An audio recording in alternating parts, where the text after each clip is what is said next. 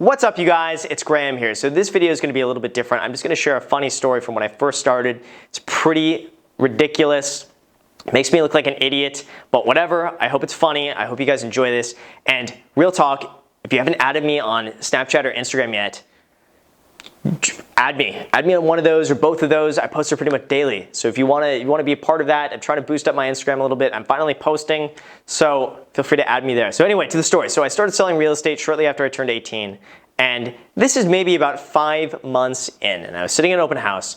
And obviously, everyone that comes in the open house, they'll sign their name on a piece of paper, and usually when they're upstairs, I'd be like really super nosy, so I'd get on my phone, which back then was like the first generation iPhone with really slow internet. So I'd go and they would go upstairs and I'd Google their name, and I'd just see because a lot of times there would be these very famous people that would come in my open house, and I would just go crazy because I'm like, oh my God, so-and-so's upstairs. I want to really make sure I follow up with this person. Sometimes you get some really cool business people that come in and you Google their name and whoa, this is the CEO of so-and-so. This is awesome. So I would like to do a little bit of background research on the people that are coming in the open house so I know how to best tailor what I want to do and how I want to help them. So this one guy came in and wrote on the sign-in sheet, D.L. Clifton. And I Googled, when he went upstairs, D.L. Clifton. Now, this guy came in with somewhat of a beat-up, old Mercedes, nothing fancy. He didn't dress like he was this multi-millionaire. And by the way, this home that I was sitting was, I think, $6 million. So just to give you an idea of the price point, this is back in 2008 or early 2009. So this house is probably worth now $9 million. So this was $6 million back then. So it was a high-end home. So I Googled the name and I typed in D.L. Clifton, and what came up was Clifton Davis. And I started reading up about Clifton Davis. I'm like, whoa, this dude's from Jackson 5 and huge in the music industry. He's this huge guy. Oh my God, this is him. And I honestly, I thought D.L. Clifton was Clifton Davis. So when D.L. Clifton came down, I was just what can I do? How can I help you? Everything. I'm pulling out all the stops on this guy. He's telling me, I don't really have a price range. Show me something that blows me away. This place, this $6 million place, it's not going to cut it. It doesn't have the wow factor. I have a lot of celebrities over. I have a lot of entertainment people over. A lot of very important people over. I need something with a huge wow factor.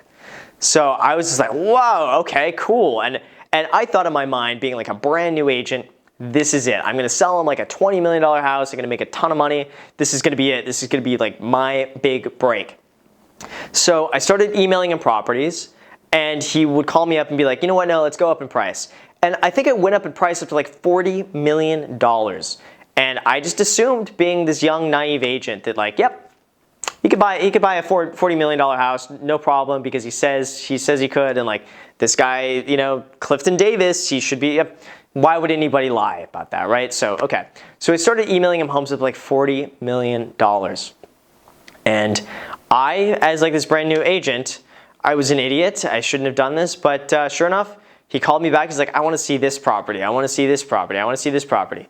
And I set him up to see these $30 million houses, $40 million houses. And when other agents would ask me, they would say, hey, what's his name? I would tell them Clifton Davis. And the funny thing is that I would show up to the appointment and everyone thought he was Clifton Davis. I thought he was Clifton Davis.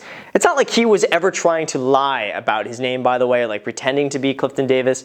It's just I thought his name was, Clifton Davis. So his name was not, obviously, Clifton Davis. So we'd go up to these showings, and he would look around and kind of scope out the house. He'd spend a long time in the house. He would be there with him and his wife for sometimes an hour, 2 hours. He would usually like to do the showings in the evening so that he'll get there at 6 as the sun's setting, spend an hour or two in the house, then 8 and leave.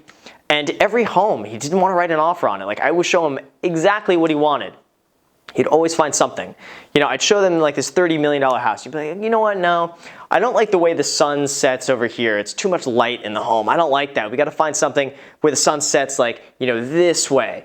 So I'd show him something like that. And he'll be like, you know what, no, I don't like the way the grass kind of slopes down there. It's not it. It's got to be perfect. I probably showed this dude 20 different homes in the $15 million to probably $50 million price point.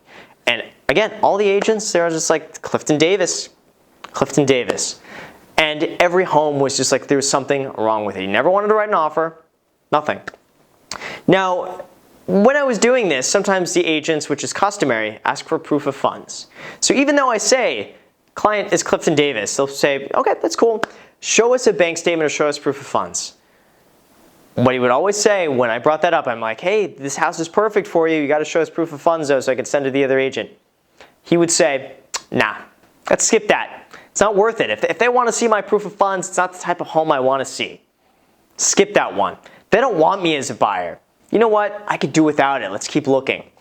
Should have been an immediate red flag that I just didn't see. But again, as a young agent, just getting in the business, who trusts everybody, who's super naive, who just like assumed that why would this guy lie, kept going. And it got to a point where I showed him so many homes. And I remember even showing him this home for like $22 million. And it was beautiful. It was perfect. It was exactly what he wanted. The sun set in the right way and the grass kind of didn't slope in the back and everything was perfect about this house.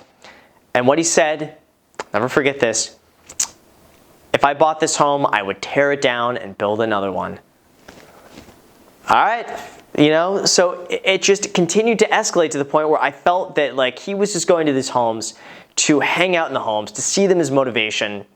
And I don't know, maybe he was just like dreaming or something like that. So then we got to a home he really liked.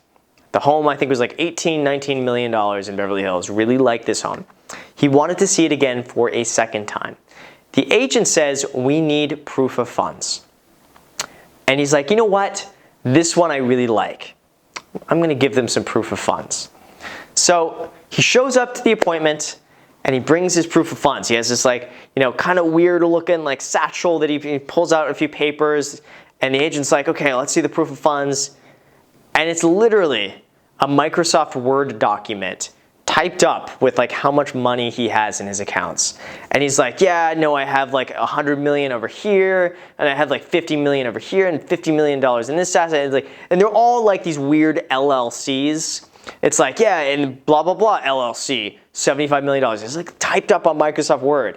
And the agent's like, no, this is not proof of funds at all. And he's like, well, no, my company was just featured on Oprah and like this and that. And what I do is I trade like Forex over here and then I move it over there. And then I had this hedge fund that does this and that.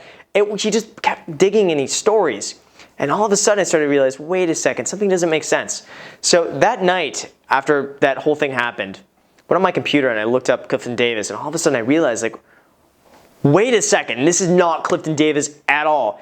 And I got into it and I realized like D.L. Clifton was this random dude who like ran some sort of like weird scheme and like kind of went to jail for it. I think it was like a money laundering or like something super shady like that. Still, like he did some time for doing something like illegal with money or something like that. And I was showing this dude around for like months, these multi-million-dollar houses, and I realized after that I looked like such an idiot. I was humiliated, and it took me a while to be able to look these other agents in the eye and be like, I messed up. And that's what happens when you're a new agent, is sometimes you want to believe that this buyer is actually a real buyer. Oftentimes it's very easy to be naive and just trust whatever people tell you. And you would be surprised, especially in a high price point, how many people lie and how many people make up money. And how many people are not real buyers and they just want to be exposed and be around the high-end luxury market. It's actually pretty absurd. So after that, I became extremely careful about the people I was working with to check proof of funds to make sure they were serious. And the biggest red flag in that should have been anytime you ask for proof of funds, they skip the house. Any real buyer has no problems pulling up on their phone and being like, yep, proof of funds, done, let's see it. So anyway, that's my weird story from when I first started real estate. I hope this was entertaining. I hope you guys enjoyed this. Lesson of the day is that just pre-qualify your buyers, make sure they're serious, and if you Google them, maybe do a little bit of extra research to make sure it's actually the person who you think they are. So anyway, that's it, you guys. Thank you so much for watching, and if you haven't already, feel free to add me on Snapchat and Instagram and subscribe and comment and share. And thanks for watching. Till next time. What do you think? What I think it is? Oh! That's what I think. That's all I can say, man. Look at this. Look at it. Dude, look at this. I think you gotta sell this house. I do. Look at me, right?